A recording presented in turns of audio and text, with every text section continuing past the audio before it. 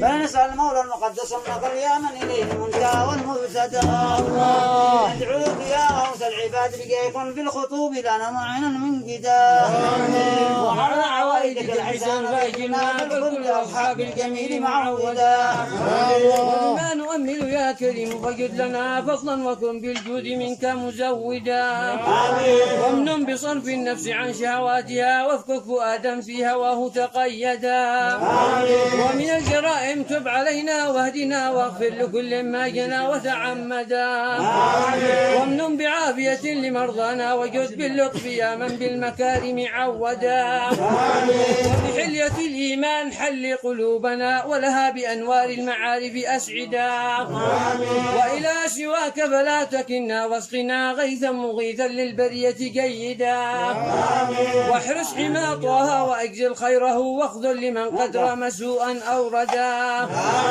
وكذا بلاد المسلمين احفظ لها جمعا وبالفرج القريب تعهدا وانظر إلى سلطاننا بعناية وانصر به شرع الحنيف ومهدا ولديننا ثبت وقوي يقيننا كما يقينا ما نحاذره غدا ونفوز من خير الورى بشفاعة ونحوز في جنات عدن مقعدا ولعبدك العزب الفقير محمد منشي في دار الكرامة خلدا وأدم له حسن الجوار بطيبة وارزقه سرا عن سواك مجردا ولوالديه اغفر كذا ذرية وامنحهم الستر الجميل مؤبدا وشيوخه وأحبة ولقارئ ولسامع يصغي إليه ممجدا ولمجري هذا الخير واشكر سعيه واجعله في مهد القبول ممهدا وأجب دعانا إذ وعدت وهب لنا حسن الختام فحاش تخلف موعدا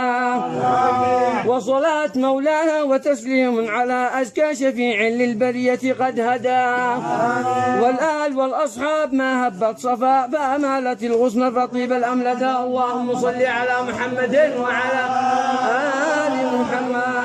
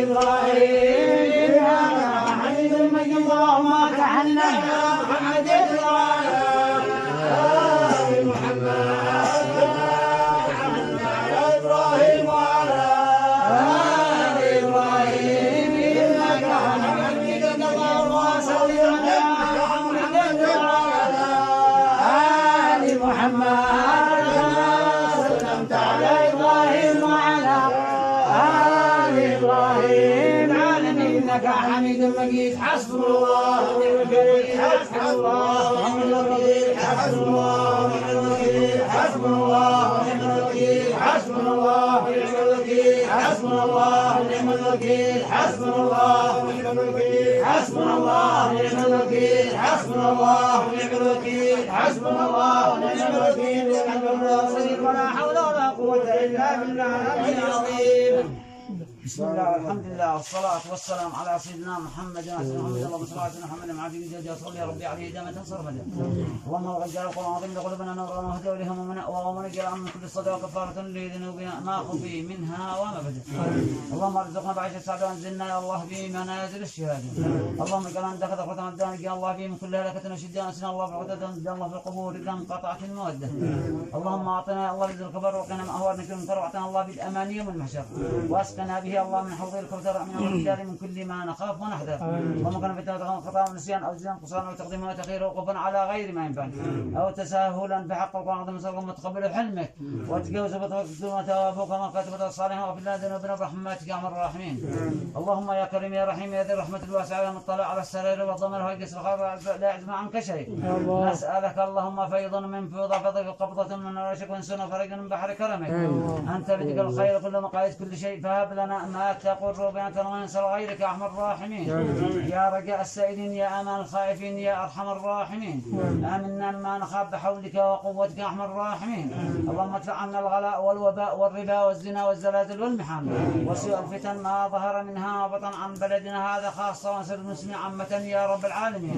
اللهم آمنا في دورنا واصلح ولاة أمورنا واجعل الحياة زيادة لنا في كل خير واجعل الممات راحة لنا من كل شر برحمتك يا أرحم الراحمين. اللهم إنا ندعونك ورجونا الإجابة منك يا أرحم الراحمين. فرج همومنا يا أرحم الراحمين. أفرج سلب أرزاقنا اشفي أمراضنا عافي مبتلى ادفع البلاء عنا. اللهم ادفع عنا البلاء والبطل والأرض والنزل والسماء. اللهم اصرف عنا شر الأشرار وشر طوارق الليل والنهار برحمتك يا عزيز يا غفار يا أرحم الراحمين.